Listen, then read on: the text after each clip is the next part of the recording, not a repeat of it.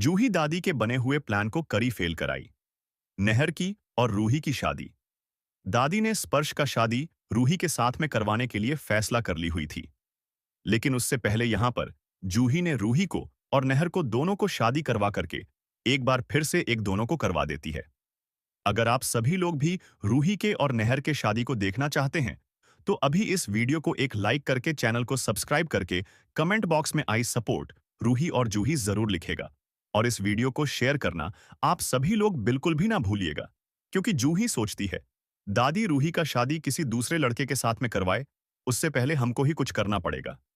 इसलिए जूही ने नहर को बुलाकर के रूही का और नहर का दोनों का शादी एक बार फिर से करवा देती है। जो इन दोनों के बीच में गलत फहमियां था, जो भी ने सब कुछ दूर कर दी। आज नहर अवरोही एक हो गए। अगर आप सभी लोग इस वीडियो को अभी तक ले लाइक नहीं की होंगे तो वीडियो को लाइक कर दीजिए। चलिए वीडियो में आगे बढ़ते हैं। किस तरह से जूही ने दादी के प्लान को फेल करके कराई। नहर की और रूही की शादी। रूही की दादी धीरे धीरे आगे बढ़ी। उम्र ने उनके शरीर को झुका दिया था, लेकिन सोच अब भी सख्त थी। उन्होंने रूही का हाथ अपने सिर पर रख लिया। यह कोई साधारण स्पर्श नहीं था, यह भावनात्मक दबाव का सबसे बड़ा हथियार था। दादी की आवाज भारी हो गई। रूही, आज हम तुझसे एक वादा लेना चाहते हैं। ऐसा वादा जो हमारी आखिरी इच्छा है। रूही ने नजर उठाई। उसकी आंखों में डर और मजबूरी साफ झलक रही थी। दादी ने आगे कहा, एक औरत का सबसे बड़ा सम्मान उसका मंगलसूत्र होता है। दुनिया उसी से उसे पहचानती है। तू तो वैसे ही बहुत कुछ झेल चुकी है। अगर शादी के बाद भी तेरे गले में मंगलसूत्र नहीं होगा तो समाज तुझे और भी नीचे गिरा देगा। इसलिए अब तू हमारे मनपसंद लड़के से शादी करेगी। हर शब्द रूही के दिल में चुभता चला गया। उसे नाहर की याद आई, उसका साथ, उसका भरोसा, और फिर वो हालात जिन्होंने दोनों को अलग कर दिया। दादी ने जोर देकर कहा, बोल रूही, क्या तू हमारी आखिरी इच्छा पूरी करेगी? रूही ने कांपते हाथों से दादी के माथे पर हाथ रखा। उसकी आवाज बहुत धीमी थी, लेकिन फैसला साफ था। हाँ दादी, मैं आपके मनपसंद लड़के से शादी करूंगी। मैं अब नाहर जी को भूलकर अपनी जिंदगी में आगे बढ़ना चाहती हूं। उस पल किसी ने नहीं देखा कि रूही के भीतर कुछ पूरी तरह टूट चुका था, लेकिन जूही ने देखा था। वह सब कुछ सुन रही थी। उसकी आंखों में आंसू नहीं थे, बल्कि आक्रोश था। वह यह नहीं मान सकती थी कि रूही की जिंदगी सिर्फ समाज की सोच के नाम पर कुर्बान कर दी जाए। जूही ने उसी क्षण फैसला कर लिया, अगर दादी रूही की किस्मत लिखना चाहती है तो मैं उस किस्मत को बदलूंगी। दादी जिस लड़के को रूही के लिए चुन चुकी थीं, वह स्पर्श था। जूही को जब यह बात पता चली तो उसने एक पल भी बर्बाद नहीं किया। जूही ने नाहर को फोन किया, जीजू, आपको अभी मंदिर आना होगा, बहुत जरूरी है। नाहर के दिल में जैसे कुछ हिल गया। उसने बिना सवाल किए घर छोड़ दिया। दूसरी तरफ जूही ने रूही को भी मंदिर बुला लिया। रूही उलझन में थी। दादी ने तो साफ कहा था कि आज उसकी शादी है, लेकिन जूही की आवाज में ऐसा भरोसा था कि वह मना नहीं कर पाई। मंदिर में दीपक जल रहे थे। घंटियों की आवाज माहौल को गंभीर बना रही थी। स्पर्श जैसे ही मंदिर पहुंचा, जूही उसे एक तरफ ले गई। बातों बातों में उसने उसे रस्सी से बांध दिया। स्पर्श घबरा गया, लेकिन जूही की आंखों में कोई डर नहीं था। किसी और की जिंदगी बर्बाद होने से बचाने के लिए यह करना जरूरी था। उसी वक्त नाहर मंदिर पहुंचा। जैसे ही उसकी नजर रूही पर पड़ी, समय थम सा गया। रूही भी नाहर को देखकर सन्न रह गई। नाहर ने धीमी आवाज में कहा, अगर आज भी तुम मुझे भूलना चाहती हो तो मैं अभी चला जाऊंगा, लेकिन अगर दिल में जरा सी भी सच्चाई बची है तो उससे मत भागो। रूही की आंखों से आंसू बह निकले। मैं थक गई हूं नाहर। मजबूरी निभाते निभाते जूही ने उसका हाथ थामा। खुद के लिए एक बार सही फैसला कर लो। मंत्र शुरू हुए। मंदिर की घंटियां गूंज उठीं। नाहर ने मंगलसूत्र आगे बढ़ाया। रूही ने कांपते हाथों से उसे थाम लिया, और उसी पल रूही और नाहर फिर से एक हो गए। जूही दूर खड़ी सब देख रही थी। उसकी आंखों में सुकून था। आज उसने सिर्फ एक शादी नहीं करवाई थी, उसने एक टूटी हुई जिंदगी को जोड़ दिया था। यह कहानी यहीं खत्म नहीं होती, क्योंकि अब दादी को सच्चाई का सामना करना बाकी है, और गोयनका हाउस में तूफान आना अभी बाकी है। मंदिर की घंटियों की आवाज धीरे धीरे थम चुकी थी, लेकिन रूही के दिल की धड़कन अब भी तेज थी। नाहर के हाथ में उसका हाथ था, जैसे बरसों की दूरी को एक पल में मिटा दिया गया हो। सिंदूर उसकी मांग में चमक रहा था। मंगलसूत्र उसकी गर्दन पर पड़ते ही रूही की आंखों से आंसू बह निकले। ये आंसू दर्द के नहीं, बल्कि उस सच्चाई के थे जिसे उसने बहुत देर से स्वीकार किया था। जूही एक कोने में खड़ी सब देख रही थी। उसकी सांसें अब जाकर सामान्य हुईं। उसने जो किया था, उसके परिणाम आसान नहीं थे, यह वह जानती थी। दादी का गुस्सा, घर का तूफान, समाज के सवाल, सब उसका इंतजार कर रहे थे। लेकिन आज, इस पल, उसे कोई डर नहीं था। नाहर ने रूही की ओर देखा। अब कोई हमें अलग नहीं कर पाएगा, उसने विश्वास से कहा। रूही ने हल्की मुस्कान के साथ सिर हिलाया, लेकिन उसके चेहरे पर अब भी चिंता साफ थी। घर, दादी, वो हमें कभी माफ नहीं करेंगी। जूही आगे बढ़ी। माफ करें या ना करें, सच को तो स्वीकार करना ही पड़ेगा। इसी बीच बंधा हुआ स्पर्श छटपटाने लगा। जूही ने उसकी रस्सी खोल दी। स्पर्श गुस्से से लाल था, लेकिन हालात देखकर वह कुछ बोल नहीं पाया। मुझे इस नाटक में घसीटा गया, उसने धीमी आवाज में कहा। और आज तुम बच गए, जूही ने सीधा जवाब दिया। स्पर्श बिना कुछ कहे मंदिर से चला गया, उसकी पीठ पीछे जाते हुए जैसे एक अधूरी कहानी को समेटे हुए थी। उधर गोयनका हाउस में दादी बेचैन होकर टहल रही थीं। घड़ी की सुइयां आगे बढ़ रही थीं, लेकिन न दूल्हा आया था, न रूही। उनके मन में शक ने जन्म लेना शुरू कर दिया था। इतनी देर क्यों हो रही है? दादी ने गुस्से में कहा। घर की हवा में डर घुल गया। तभी दरवाजा खुला। रूही, नाहर और जूही एक साथ अंदर दाखिल हुए। एक पल को पूरा घर सन्न रह गया। दादी की नजर सीधे रूही के गले पर पड़ी। मंगलसूत्र। उनकी आंखें फैल गईं।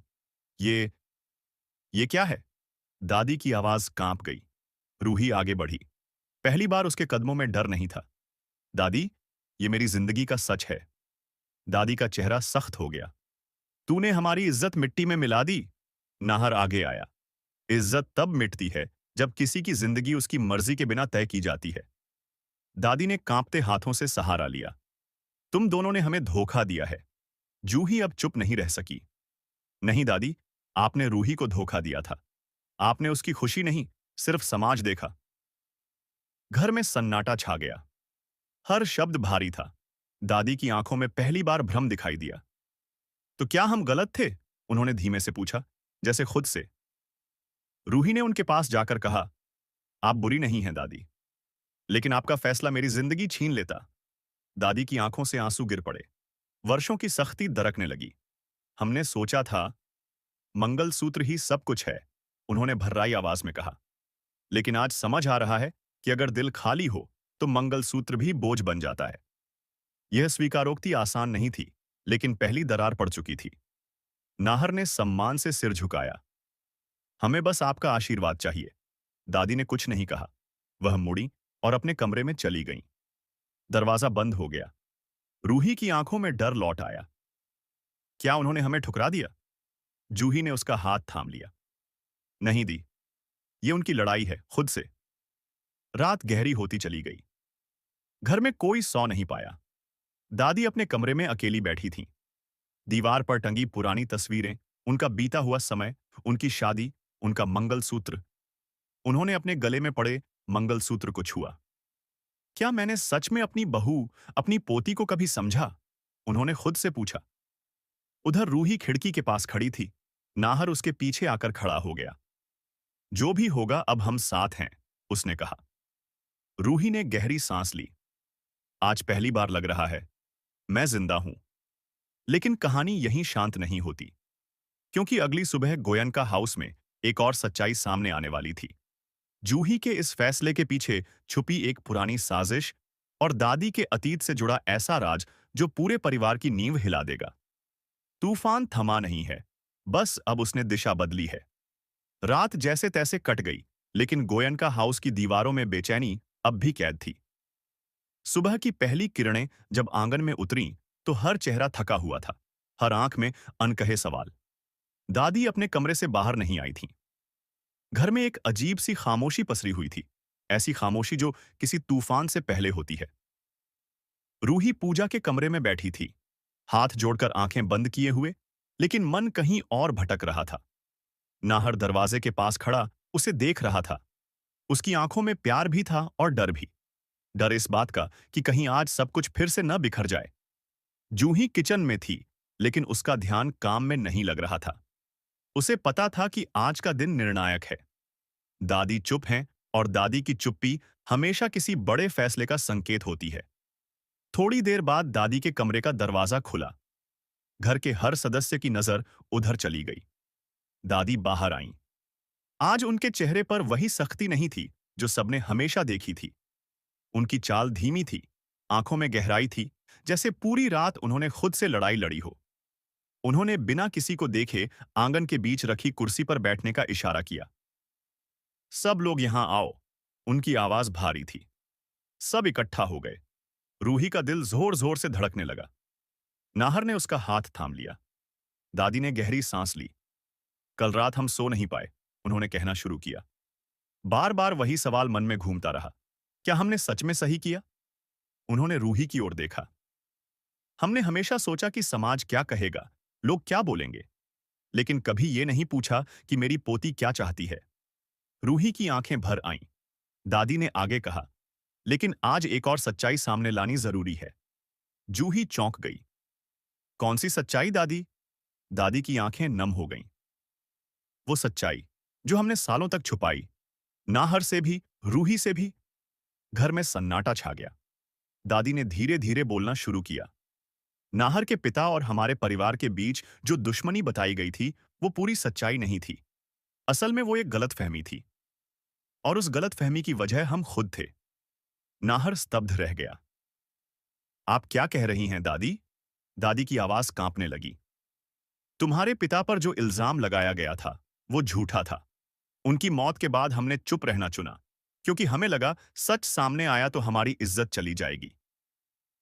यह सुनकर नाहर के पैरों तले जमीन खिसक गई। तो आप जानती थीं कि मेरे पिता बेगुनाह थे, फिर भी आपने कुछ नहीं कहा? दादी ने सिर झुका लिया। हाँ, और यही हमारा सबसे बड़ा पाप है। रूही सन्न रह गई। तो फिर मुझे आपसे दूर क्यों किया गया? दादी ने उसकी ओर देखा। क्योंकि हमें डर था कि अगर तुम नाहर के साथ रहीं, तो यह सच्चाई कभी न कभी बाहर आ जाएगी। जूही की आंखों में आंसू आ गए। तो आपने एक गलत को छुपाने के लिए दूसरी गलती कर दी। दादी चुप रहीं। उनकी चुप्पी ही उनका अपराध कबूल कर रही थी।